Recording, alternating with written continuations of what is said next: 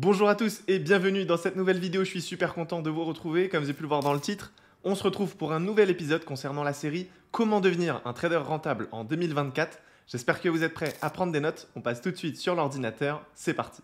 Alors dans cette vidéo, on va voir ensemble le concept de fractalité. Donc pour les personnes qui ne sont pas au courant, on dit que le marché est fractal. Donc je vais vous expliquer dans cette vidéo en quoi cela consiste. Tout d'abord, avant de comprendre ce concept, il faut d'abord comprendre que sur les marchés, on va utiliser différentes time frames. Donc une time frame, c'est quoi? C'est une unité de temps. Donc c'est simplement une échelle de mesure sur les graphiques. Donc par exemple, ici, on peut voir qu'on est en M30. Donc M30, ça correspond en fait à une bougie qui est donc de 30 minutes. Ça veut dire que les mouvements réalisés durant cette bougie sont effectués sur 30 minutes. Ensuite, on a donc du H4. Donc ça, c'est tout simplement des mouvements qui ont été réalisés sur 4 heures. Et ensuite, on a donc le daily, et ça, c'est simplement une fluctuation donc, qui a lieu sur une journée. Donc, si on prend ici l'exemple donc de ce premier mouvement, on peut voir que sur le daily, on aurait par exemple un mouvement haussier.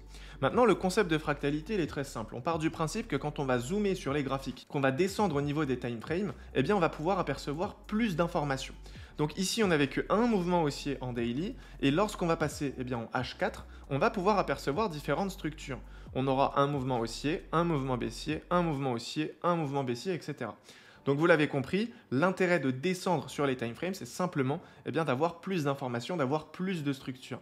Cependant, on aura toujours la même tendance. Si sur le daily, on est haussier, en H4, sur le long terme, on sera haussier. Cependant, on pourra quand même apercevoir des périodes de retracement. Quand on va prendre du recul, on peut quand même voir que ici le mouvement est bel et bien haussier. D'accord? Ça, c'est vraiment ce qu'il faut comprendre. Maintenant, si on continue à zoomer et qu'on descend sur la time frame 30 minutes, donc en M30, on peut apercevoir qu'on aura encore plus d'informations et on aura encore plus de structures.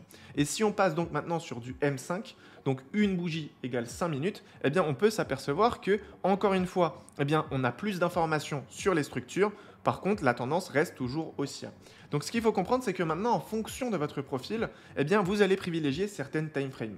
Si aujourd'hui, vous êtes débutant, que vous n'avez pas énormément de connaissances, il n'y a aucun intérêt à aller sur les graphiques directement et se mettre en 5 minutes. Étant donné qu'il y a beaucoup trop de structures, cela risque d'être très compliqué. Donc, moi, je vous invite naturellement à vous orienter sur des grosses time frames, telles que par exemple le daily, le H4 ou peut-être même le weekly, le monthly. Vous voyez, donc c'est vraiment quelque chose qu'il faut prendre en compte.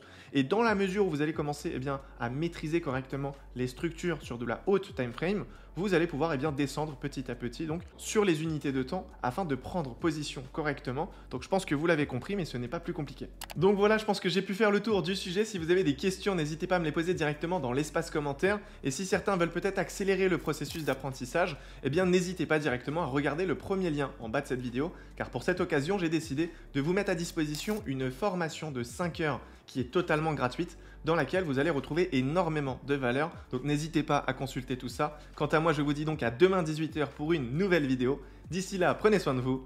Ciao!